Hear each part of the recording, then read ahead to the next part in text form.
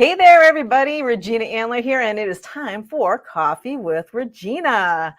And I have my good friend and colleague, Velma Gallant, back with me. And Velma is just a super cool person. You're going to love this conversation. So, Velma helps divorced women create peace using her proprietary compass method, which is actually guaranteed to work. And she's a host of Divorced Women Creating Peace show, where she interviews inspiring women who they have created that peace and joy after their divorce. She herself is a survivor of teen trauma. She's been divorced twice, including a high conflict divorce with a teen.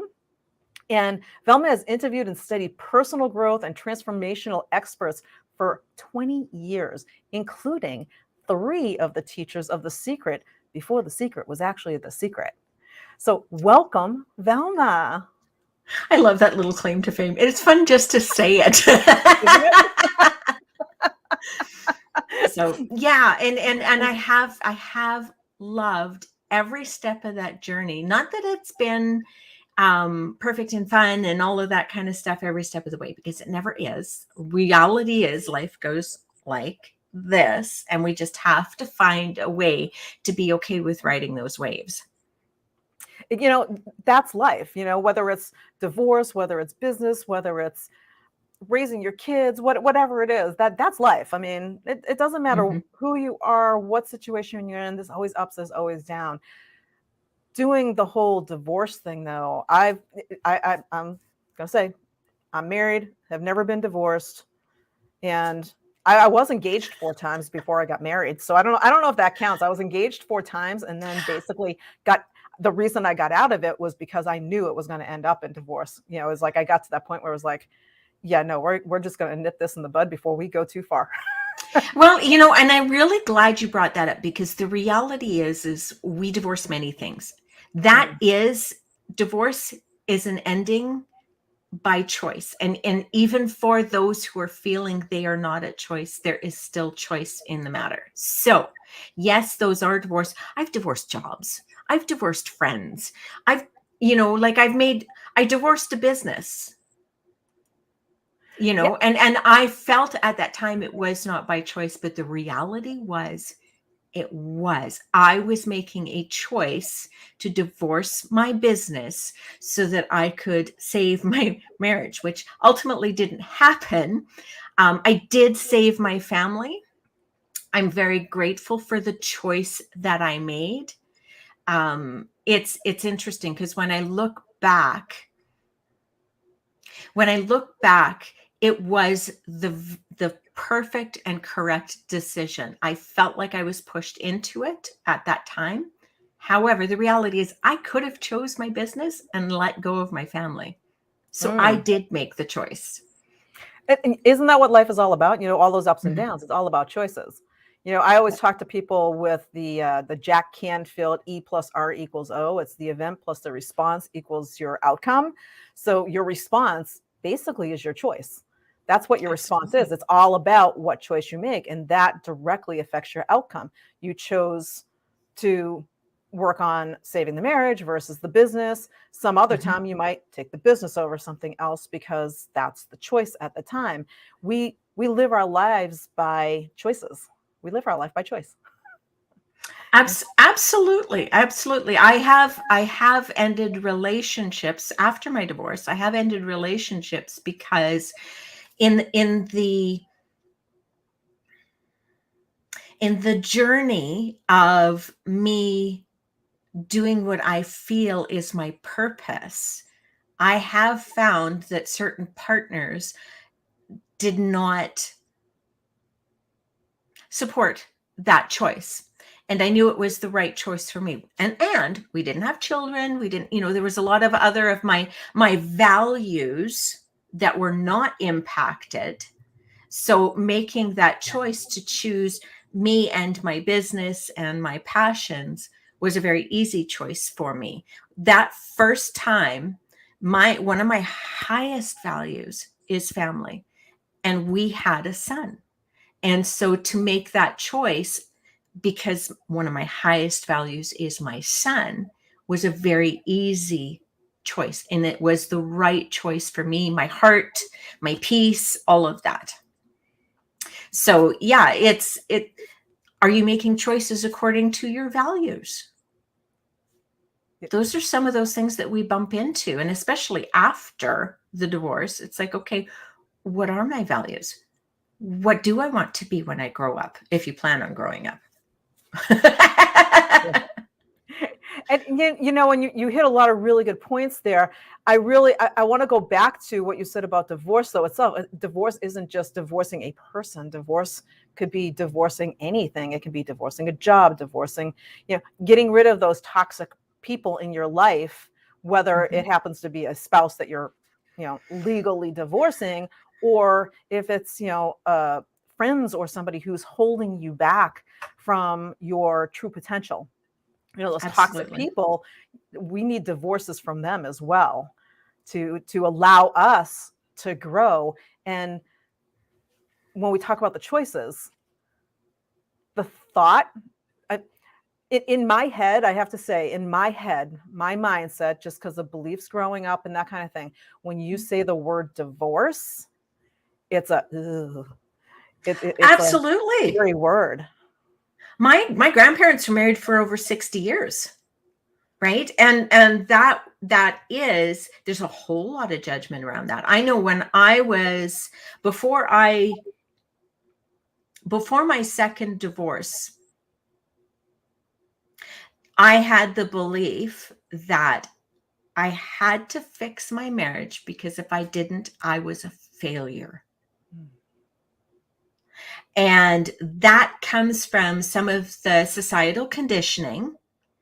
It comes from childhood beliefs. It comes from things that I heard from my mom. My mom's been divorced multiple times, and she judged herself over that. She worried about the impact that it was having on her children. They're like, oh, I'm not a good example and stuff like that, right? So we take those things and blow them up. It's a word. Yeah. It's a word. I'm making a choice to end this and start that. That's really all it is. As you're talking about that in my head, that's exactly what I'm thinking is, what if you just flip the switch on what that word divorce means in your head? Mm-hmm. And divorce is actually a positive thing. Divorce means you're letting go of something that's not quite right, that's not working, and moving on to something better. Absolutely. Absolutely. And I do, I've done the work. I've done a lot of work for myself over the last, so I'm now 9 years out of leaving that marriage, right? So the divorce happened after about 3 years, but I'm 9 years out from that marriage. And I actually have a post up on my various social media where I talk about how it was a blessing. It was so much a blessing, because even though I really wanted to make our marriage work and keep our family together, in the context of what society says a family is, I realized later on that what occurred was very much a blessing. I did save my family. I have the most amazing relationship with my son. I have a great parenting relationship with my ex-husband. We can show up at my son's events and be there together. We're not, my son doesn't have to juggle his parents, right? There's so much that came out of it, because inside of my marriage, I was making the choice. And I want to emphasize this. I was making the choice to silence myself. I made the choice to close my business. I made the choice to shrink. People will blame the other person. It is not their fault. They are being themselves. And I was making the choice to be less than in those moments. So by our marriage ending, it gave me the opportunity to reclaim my voice, to reclaim myself, to move forward into my life in the way that feels good for me.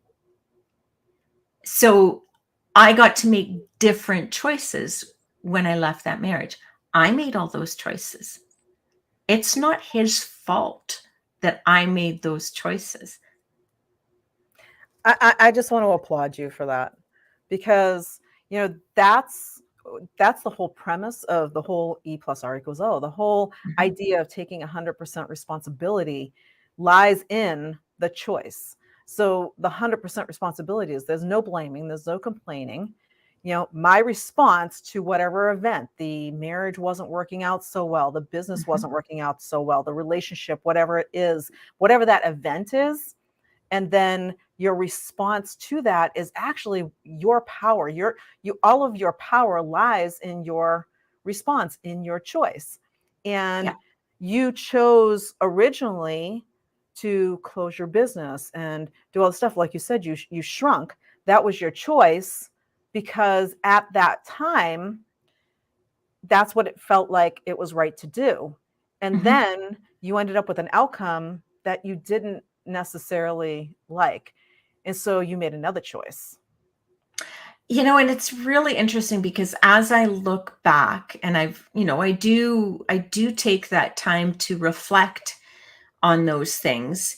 Uh, Making the choice to close my business and making the choice to go out into corporate again, that allowed me to leave my marriage safely, where I could still care for our son properly. So again, maintaining my values, right? Because my family is my highest value.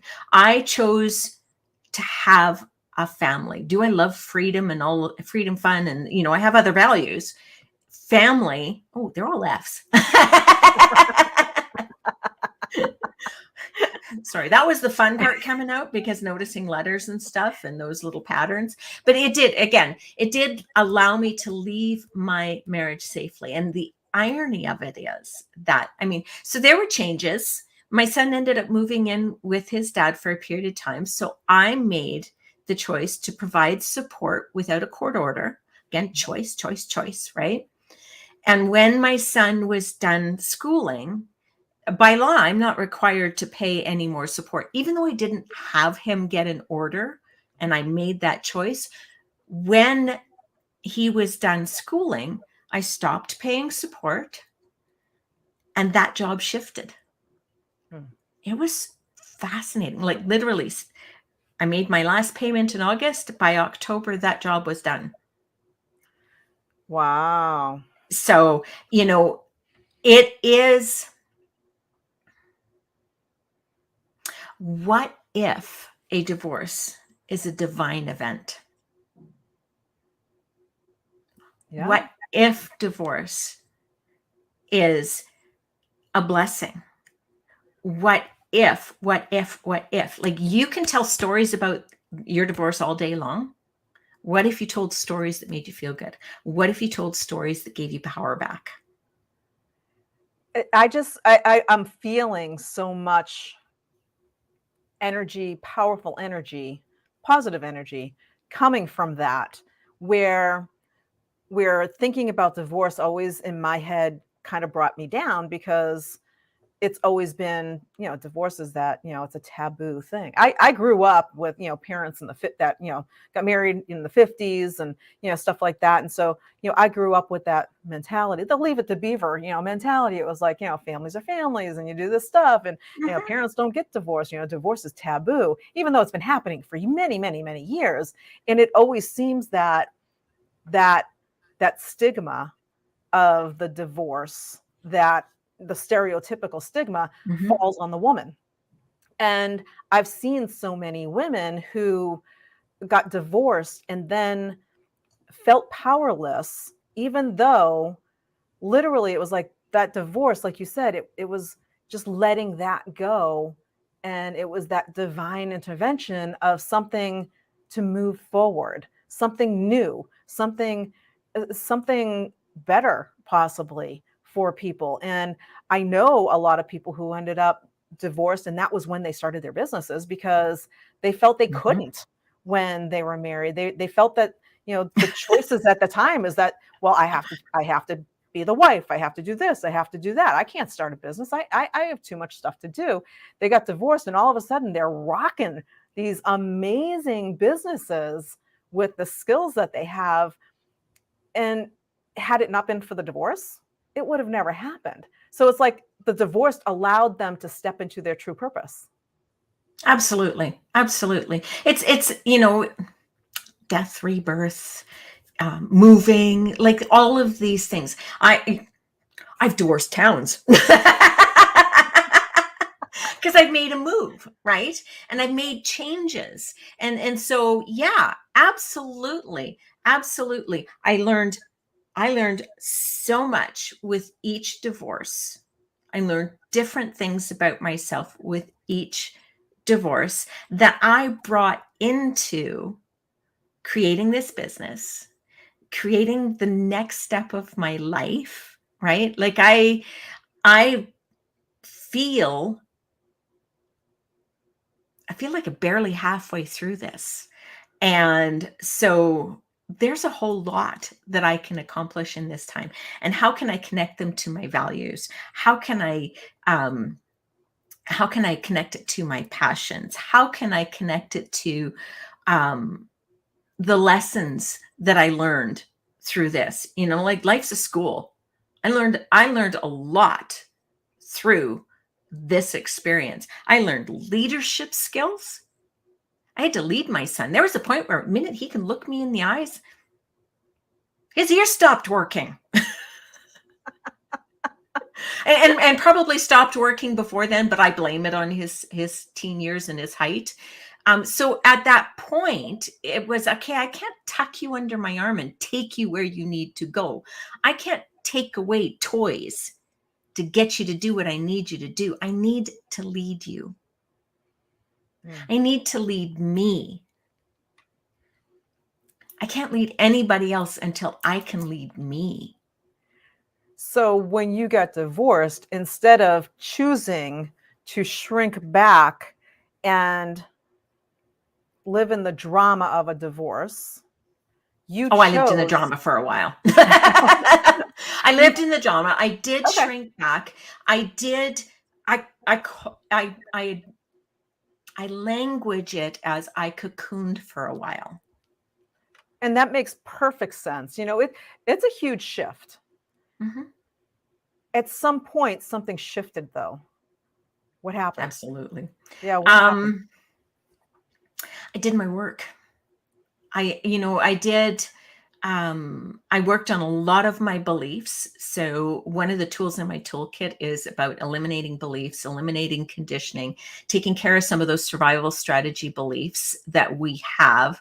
So an example of a survival strategy belief, and this is going to make sense to a lot of people. Um, Most of us have experienced life at some point where it's like, I'm not good enough. I'm a failure. I'm not lovable. There's something wrong with me. And in order for us, and these things come from our young age, it was, our young person was interpreting events. My mom used to say, for example, your parent corrects you. I must not be good enough. That parent is actually correcting you because he or she sees your potential and wants you to be something amazing in your life. Their intention was not to give you the belief of I'm not good enough. But that little 3, 4, 5-year old went, I'm not good enough. And in order to be good enough, I need to achieve. I need to be quiet. In order, we come up with these survival strategies that take care of that originating belief. Hmm. And we might even at some point take care of that originating belief, but we still behave with that survival strategy because it's worked. And now we're Yeah. finding they're not working, but we're having a tough time getting through it. So I have tools in my toolkit to support people with that. And I know you have tools in your toolkit that support people with beliefs as well. Those were some of those beliefs. Like I got rid of, I'm a failure. And that's what allowed me to create the parenting relationship with my ex-husband. I reached out to him. We hadn't talked for 3 years. It was high conflict. Right? So I reached out to him and I said, I want to create a parenting relationship for the empowerment of our son. Are you game? And he was like, yes. Is it perfect all of the time with him? Heck no. We're still human beings. And we walk into it with the choice of, this is for our son. He has a value around family too. May not have made choices the same as I would. And he does have a value around family. His son is important to him. Right? So we met there. I dealt with, I can't trust myself. That one was huge.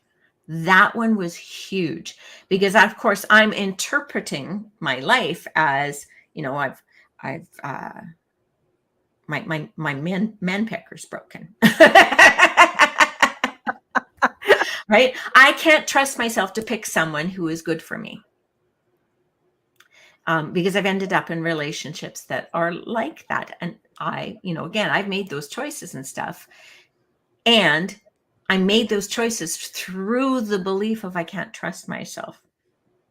Now, with dealing with that belief, I can trust myself. I can trust myself that whatever choice I make, I know my intuition is going to tell me something and I can trust my intuition. I've talked myself out of intuition left, right, and center. I don't know if anybody else has done that, but I've talked myself out of my intuition a lot. Now, when I get those hits and the mind starts tick-tocking away with it, I stop. I remind myself that I can trust myself. And I also remind myself that I get to make more decisions. I always get to make decisions. So, it all kind of culminates for me that you allowed yourself to reset and regain your power, your inner power, and basically take back your life, which, that's huge for no matter what it is that you're divorcing.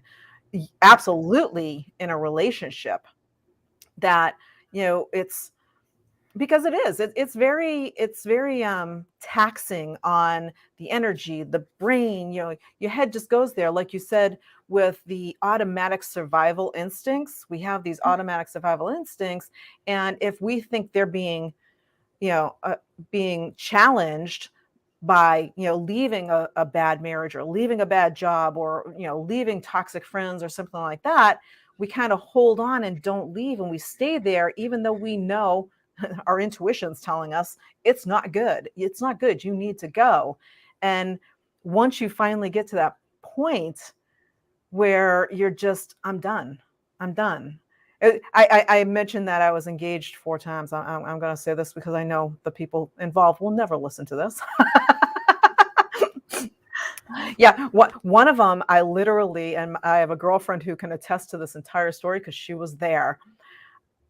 That switch, we were working on, wedding plans, all this kind of stuff, and I just knew deep down, the intuition deep down inside was going, "Don't do it, don't do it, don't do it." And I was like, "Yeah, well, I want to, and I like, I love them." Da, da. And so I kept talking myself into it. And one night we went out and we went to a club, and I honestly can't tell you exactly what happened. He showed up. He wasn't supposed to be there, and he showed up. And I think it was probably a good thing because the process of him showing up and coming in and basically trying to drag me out, I was like, wait, what? And I was like, no, I'm done. And literally at that spot, it was right at that moment that I took my power back and I was like, I am done. And he's like, you can't be done. You have to come with me. I was like, no, I don't. And it took me the longest. I mean, we're talking years. I was with him for a few years. Altogether, I think it was like 6 years I was with him. And you reach that point where at some point that intuition that has been telling you and sending up those yellow cards and the red cards going, do you really want to do this? I call it the inner GPS, intuition, inner Mm-hmm. GPS, whatever. It's that piece inside of you that is with all its might going, don't go there. And you choose to ignore it for the longest time. And then all of a sudden something happens and you're like, I'm done. I'm going to go cut this off and go do this instead. And Mm-hmm. I have never in my life experienced a time when I finally got to that point where I didn't find something better on the other side. I was Absolutely. totally scared, didn't want to go there. However, every single time I found something better on the other side. Mm-hmm. And that is the beauty of our intuition, because sometimes the intuition tells us go here. It doesn't always say leave here. Sometimes it says go here. And again, if you can't trust yourself, you're not going to go there. You're going to talk yourself out of it. Right. And so having that place of trust with yourself is so important. So you mentioned earlier my process. So my process is called the heart compass method, because the heart is our compass. And there are 4 points on the compass, and then there's the center. The center is the heart. The first one is the first step of this process is the stories we tell. I call them soul stories. So I shared with you that I look at my divorce as a blessing. I told different stories about my divorce. The second step is trust. And that is about trusting ourselves. Does it matter if someone else is not trustworthy if I can trust myself to deal with whatever comes my way? The third step is boundaries. Boundaries are not there for other people. Boundaries are there for ourselves. When we talk about red flags, those are not red flags about others. Those are red flags about us, what we're willing to allow. Nobody can step over a boundary that we don't uphold. If you find yourself putting your boundaries down, you need to look at that. The fourth step is belonging. We all need to belong. It's part of our nature. However, if you belong to you, you're not thirsty to belong to anyone else. So the fourth step is belonging to yourself. And then the fifth step, which is the core, your heart, is knowing you. I call it new you, Knew, new you, because you want to re-know yourself. And when you come to that place of knowing self, why you do things the way you do, what is the core of your being, then you can again move forward with peace. Now, this process would apply with anything. It'll apply in your business too. Tell stories about your business. Trust yourself with your business. Have boundaries with yourself in your business. Belong to yourself before your business. And then know yourself inside of your business. So these apply there as well. Those are important. You need to know yourself as you're building your business. You need to trust yourself as you're building your business. All of these things apply. Yeah, and it's not just as you're building your business. I know so many with existing businesses that I've chatted with that they're lost inside their business, and everything you just said there is basically why they're lost inside their business. They're like, oh yeah, I hate my business now because I'm just working all these hours and I'm doing this. They haven't set boundaries. That the trusting themselves to do things or to even think outside of the box. And you have to have those. It's your 4, but it's the 5 points altogether with the heart. You have to have those 5 points to be a business owner, to be a successful Absolutely. business owner. So if any one of them is off, you could have all the boundaries in the world, and if you don't trust yourself, are you going to trust that you're going to hold those boundaries? So all of them, I love the way you said that. All of them seamlessly work together, and one of them being off is enough to just kind of throw you off kilter. Yeah. So that you kind of like need to be brought back in and recentered. recentered Mhm. back to the heart, recentered back to your heart, and Mhm. and then work from there. That is great information. I love that. Well, I mean, so in business, sometimes we need to hire people to do jobs, right? And that can be a little bit of a kicker because it's scary to trust someone with your business. And again, if you trust yourself, you know that you're going to be able to recalibrate. If something doesn't work out, what do you learn from it? How do you take that into the next recalibration? Recalibrating your compass, recalibrating your business. How do you take that into the next step? What did you learn from it? How is this going to benefit you and your business, right? So trusting yourself, then you get to tell the different stories about it and keep moving forward. Yeah, this is amazing. It's where we've kind of built up to all of this, and there's just so many golden nuggets in here to help and move forward with, and we are out of time. And Goes and so fast. right, I know it goes so fast when we're chatting. And so on the screen here, I have your Facebook group for those who want to connect with Velma. It's on Facebook. She has a Facebook group called Divorced Women Creating Peace. So the link is right there. And on top of that, I know you have a gift for folks. And you want to talk about that? So it's find peace after divorce, and so it's a very short report that gives you a shift in perspective regarding your divorce. It's going to point you in the direction of finding peace after divorce. Now I take a little bit of a fun spin on it and bring in gardening references. I'm not a gardener. I love plants, and it was just one of those inspired, I know, following my intuition, following my trust, that it is a way to present the information that makes sense. We use analogies all the time. And so it's a great analogy to be able to show us about how we can find peace after divorce, how we can cultivate peace after divorce. So I hope you find value in it. It's a really short read. And yeah.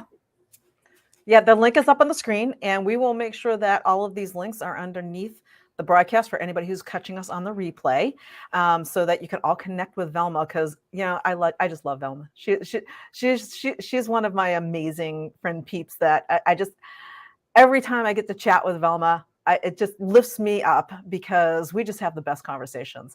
And so, thank you so much for being here today. Thank you for inviting me. This was fun. I know we did it quite a while ago, and I knew the conversation's only going to get better. I can't wait till the third one happens, whenever that happens. Exactly.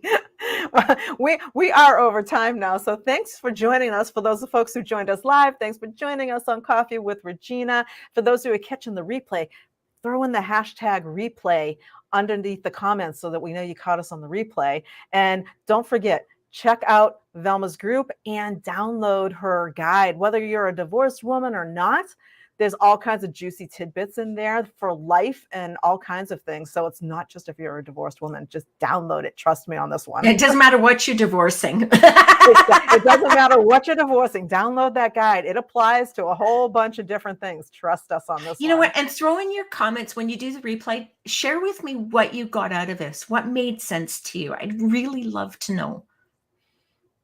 There you go. Velma's looking for some feedback too. So right here, she's in this group all the time. So I know she's in here and I'm in her group all the time. So, put any comments here and she will check them out. And I know she responds really quick to folks too. So thank you all for joining us on Coffee with Regina. And we will see you next time when you join us for a cup and a chat with purpose. Bye for now.